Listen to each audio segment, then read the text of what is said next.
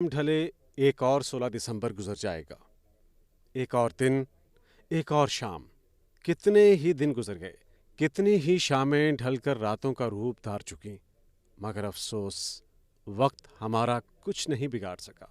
हम वही हैं जहां खड़े थे। हम आज भी अहले कलम की एक अक़लियत को छोड़कर यही राग अलापे जा रहे हैं कि बंगालियों ने गद्दारी की, ये कि शेख मुजीबुर रहमान गद्दार था, ये कि 16 दिसंबर 1971 को पाकिस्तान से बांग्लादेश अलग हुआ था और बांग्लादेश एक अलग मुल्क बना। आज हम बात करने वाले इसके ऊपर कि बांग्लादेश कैसे बना, पाकिस्तान की मीडिया की नजर में रखते हुए, क्योंकि पाकिस्तान का मीडिया इस टाइम पे बांग्लादेश के बारे में ये बात कर रहा है कि 16 दिसंबर 1971 को बांग्लादेश कैसे बना। तो चलिए वीडियो देखते हैं, फिर आपके साथ शेयर करते हैं कि पाकिस्तान से बांग्लादेश कैसे अलग हुआ था 1971 के अंदर। वीडियो देख के फिर आपके साथ बात करते हैं।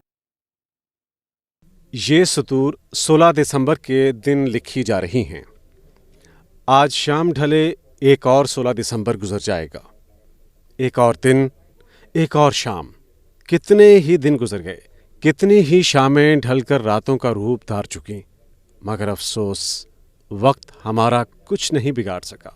हम वही हैं जहां खड़े थे। हम आज भी अहले कलम की एक अक़लियत को छोड़कर यही राग अलापे जा रहे हैं कि बंगालियों ने गद्दारी की, ये कि शेख मुजीबुर रहमान गद्दार था, ये कि ज़बान के हवाले से उनका मुतालबा गलत था, ये कि गैर बंगालियों पर जुल्म हुए। इस कोर चश्मी का, इस बददमागी का, इस तासुब का, इस हट दर्मी का और इस तकब्बुर का नतीजा ये निकला कि हम आज भी कौमी सतह पर भिख मंगे हैं। बांग्लादेश कोसों आगे पहुंच चुका है। हमारे मौजूदा रिजर्व $12 बिलियन हैं, बांग्लादेश के इससे दोगुना ज्यादा। बाकी इशारिये भी इसी से कयास कर लीजिए।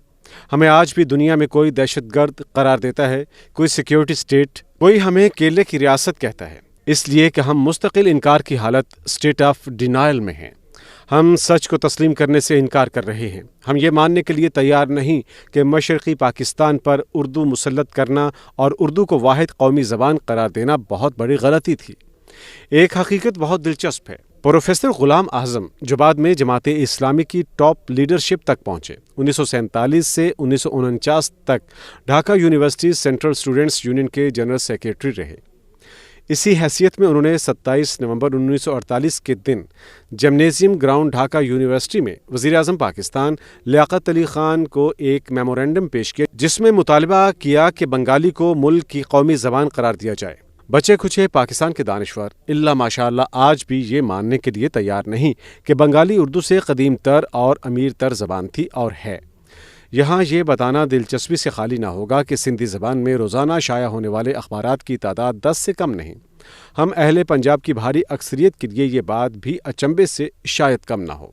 कई मुल्कों में कौमी ज़बानें एक से ज़्यादा हैं, जैसे कनाडा और स्विट्ज़रलैंड। बाद में बंगाली की हैसियत कौमी ज़बान के तौर पर मान ली गई, मगर एतबार के शीशे में बाल आ चुका था, नाकाबिले तलाफ़ी नुकसान पहुँच चुका था। यह कौन सा इंसाफ है कि साल हर साल तक फौजी आमरीत रहे, मगरबी पाकिस्तान का अयूब खान हुक्मरानी करे, फिर वो ज़मामे इख्तियार मगरबी पाकिस्तान के याहिया खान को सौंप दे, फिर इंतखाबात हों, मशरक़ी पाकिस्तान को हुक्मरानी का हक़ मिले, आइनी हक़, कानूनी हक़, अखलाकी हक़, मगर असम्बली का इजलास गैर मुअय्यना मुद्दत के लिए मुलतवी कर दिया जाए, फिर इसका रद्द अमल हो तो उसे पूरी क़ुव्वत से कुचल दिया जाए, और फिर आज 50-55 साल बाद अपने आप को पवित्र और मज़लूम पार्टी को गद्दार कहा जाए।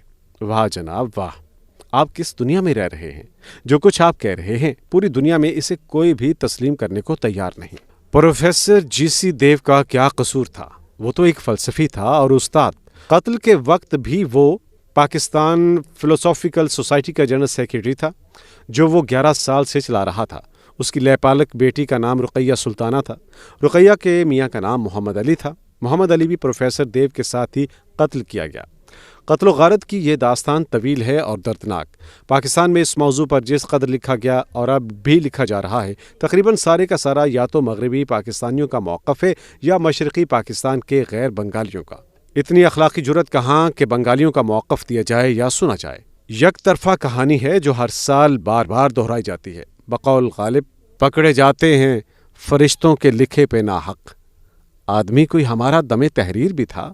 खुदा झूठ ना बुलवाए, ऐसे ऐसे जफादरी अपने ज़ोम में मशरक़ी पाकिस्तान की अलहदगी पर तबसरे करते रहे हैं और कर रहे हैं, जो मशरक़ी पाकिस्तान की तारीख़ तो दूर की बात जोग्राफिया से भी नाबलद हैं। ज़र मुबादला कौन कमाता था? खर्च कहाँ होता था? مرکزی ملازمتوں میں ان کا قانونی حصہ کتنا تھا اور اصل میں کتنا دیا جا رہا تھا؟ مسلح افواج سے انہیں کیوں دور رکھا گیا؟ کیا ان کے قد اور سینے ویتنامیوں سے بھی چھوٹے تھے جنہوں نے طویل قامت امریکیوں کو شکست دی؟ تاریخ کا مطالعہ کرنے والوں کو معلوم ہے کہ جن 3 علاقوں نے انگریزوں کا مقابلہ کیا، ان 3 علاقوں کو انگریز سرکار نے باقاعدہ ایک پالیسی کے تحت فوجی بھرتی کے لیے انفٹ قرار دیا۔ یہ 3 علاقے بنگال، یوپی اور سندھ تھے۔ پاکستان نے انگریز کی یہ پالیسی مشرقی پاکستان کی علیحدگی کے 9 سال بعد تبدیل کی جب 1980 میں سندھ ریجمنٹ کا قیام عمل میں آیا۔ پالیسی میں یہ تبدیلی بہت پہلے آ جانی چاہیے تھی۔ غیر بنگالیوں پر ظلم کے بہت تذکرے کیے جاتے ہیں، اصل حقیقت کی طرف کوئی نہیں دیکھتا۔ پاکستان بنا تو مشرقی پاکستان نے بھارت سے آنے والے مہاجرین کے لیے اپنے بازو وا کر دیے۔ ان میں غالب تعداد بہار سے آنے والوں کی تھی، مگر ان مہاجرین نے کیا کیا؟ سب سے اہم نکتہ یہ ہے کہ انہوں نے مقامی آبادی میں مکس ہونے سے مکمل اعراض برتا۔ بجائے اس کے کہ وہ اپنے میزبانوں سے گھل مل کر رہتے، انہوں نے الگ بستیاں بسائیں جن میں صرف وہی رہتے تھے، جیسے ڈھاکہ میں میرپور اور محمد پور کی بستیاں تھیں۔ جب بھی کسی ملک یا کسی شہری میں لسانی یا نسلی بنیاد پر الگ آبادیاں بسائی جاتی ہیں، اختلاف پیدا ہوتا ہے اور جھگڑے ہوتے ہیں۔ ان حضرات کا برتاؤ مقامی لوگوں کے ساتھ متکبرانہ تھا۔ یہ انہیں کم تر گردانتے تھے۔ ریلوے اور پوسٹل کے محکموں پر ان کا مکمل قبضہ تھا۔ مقامی افراد کو لینے سے گریز کیا جاتا تھا۔ میں نے اپنے 3 سالہ قیام کے دوران ان حضرات کی مقامی آبادی سے نفرت کو کئی بار نوٹ کیا۔ خود ہمارے ساتھ کے مغربی پاکستانی طلبہ کی اکثریت بنگالیوں کی تضحیک کرتی۔ کوئی انہیں ڈوڈو مینڈ کہتا، کوئی بھارت کے حوالے سے مذاق اڑاتا۔ عوامی لیگ کے 6 نکات پر اب بھی غور کر کے دیکھ لیجئے۔ یہ ساتھ رہنے کی یعنی پاکستان کو متحد رکھنے کے لیے بہترین تجویز تھی۔ علیحدگی بھی ہوتی تو امن و امان سے ہوتی۔ مجیب الرحمان کو وزیر اعظم بننے دیا جاتا تو اقتدار میں آنے کے بعد مشرقی پاکستان میں اس کی مقبولیت کم ہونا شروع ہو جاتی، مگر جمہوری عمل کو روک دیا گیا۔ جب بھی جہاں بھی جمہوری عمل کو روکا جاتا ہے، فساد برپا ہوتا ہے جو قتل و غارت پر منتج ہوتا ہے۔ آپ اتنی بڑی آبادی کو بندوق کے زور پر کیسے ساتھ رکھ سکتے ہیں؟ وقتی طور پر یہ کوشش کامیاب بھی ہو جائے تو اس کامیابی کی عمر بہت کم ہوتی ہے۔ اسمبلی کا اندھا التوا پہلی سنگین غلطی تھی اور 25 مارچ کا ایکشن دوسری بڑی غلطی۔ صاف معلوم ہوتا ہے کہ فیصلہ ساز قوت جو بھی تھی اس قدر کمزور نظر رکھتی تھی کہ چند گز آگے دیکھنا اس کے لیے ناممکن تھا، ورنہ نوشتہ دیوار تو دور سے بھی نظر آ رہا تھا۔ جو تدبیر کی گئی اس کا انجام یہی ہونا تھا جو ہوا، اور ڈنکے کی چوٹ پر ہوا۔ سرگودا کے سید قاسم شاہ نے ایک نظم کمال کی کہی ہے، اس کی چند سطور بے ساختہ یاد آ رہی ہیں۔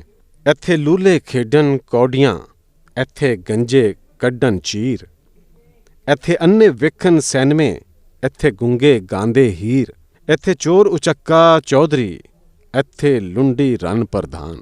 تو ویڈیو آپ لوگوں نے دیکھ لی ہوگی، اس میں کئی سارے بندوں کے بارے میں بات کی گئی تھی اور وہ کچھ الگ باتیں تھی جس کے بارے میں ابھی ڈیٹیل آپ کو نہیں دے سکتا، بٹ دیکھیں ویڈیو آپ لوگوں نے دیکھ کے سمجھ آ گیا ہوگا۔ دیکھیں 1971 کے اندر پاکستان سے بنگلہ دیش الگ ہوا تھا پاکستان کی اپنی غلطیوں کی وجہ سے، اور وہ حالات ابھی بھی کریٹ ہوئے ہیں پاکستان کے اندر۔ تو ہو سکتا ہے کہ ابھی بھی پاکستان کے ٹکڑے ہو سکتے ہیں، پاکستان کے اندر بہت ساری چیزیں ہو سکتی ہے، کیونکہ پاکستان کے اندر 2022 کے اپریل کے اندر حکومت کو گرایا گیا، عمران خان کی حکومت تھی۔ اس کے بعد دوسری حکومت آئی جنہوں نے اپنے ٹینیور ختم کیا، 1.5 سال کے اندر ان کی حکومت گرا دی، اور 1.5 سال کے بعد انہوں نے دوسری پارٹی نے حکومت کیا۔ اس کے بعد ایک آتی ہے پھر دوسری پارٹی، پھر اس کے بعد آتی ہے نیوٹرل آتے ہیں بالکل، جو جنہوں نے الیکشن کروانے ہوتے 3 مہینے کے اندر انہوں نے کروانا تھا، جس کے اندر وہ لوگ آئے تھے اگست 2023 کے اندر آئے تھے۔ تو انہوں نے اگست کے اندر پاکستان کو سنبھالا، جس میں نیا پرائم منسٹر پاکستان کا لگا، اور انہوں نے الیکشن کروانے تھے پاکستان کے اندر اکتوبر کے مہینے میں۔ اکتوبر کا مہینہ بھی گیا، نومبر کا بھی مہینہ گیا، دسمبر کا بھی مہینہ آدھا گزر چکا، اور ابھی تک پاکستان کے اندر الیکشن نہیں ہوئے۔ یہ الیکشن ہونے والے 8 فروری 2024 کو، اور ابھی بھی کنفرم نہیں ہے کہ 2024 کے اندر الیکشن ہوں گے یا نہیں ہوں گے، کیونکہ آپ سب نے دیکھ لیا کہ ابھی 3-4 مہینوں کے اندر الیکشن نہیں ہوئی۔ تو سیم چیز پاکستان کے اندر تب بھی ہوئی تھی 1971 کے اندر، جب شیخ مجیب الرحمان سب سے زیادہ ووٹ لے کے، سب سے زیادہ سیٹ لے کے ان کو پرائم منسٹر نہیں بننے دیا۔ ویسے ہی پاکستان میں اس ٹائم پہ عمران خان کی پارٹی کے ساتھ یہی کیا جا رہا ہے کہ وہ سب سے زیادہ پاپولر لیڈر ہے۔ پرسوں ان کا ایک ورچوئل جلسہ تھا، وہ جیل میں ہے، ان کا ورچوئل جلسے کی وجہ سے पूरे पाकिस्तान में इंटरनेट बंद कर दिया गया। तो ये चीजें हो रही है पाकिस्तान में। तब भी पाकिस्तान के साथ सेम चीज हुई थी, सेम हालात थे पाकिस्तान के, और वो अभी भी वो हो रहा है।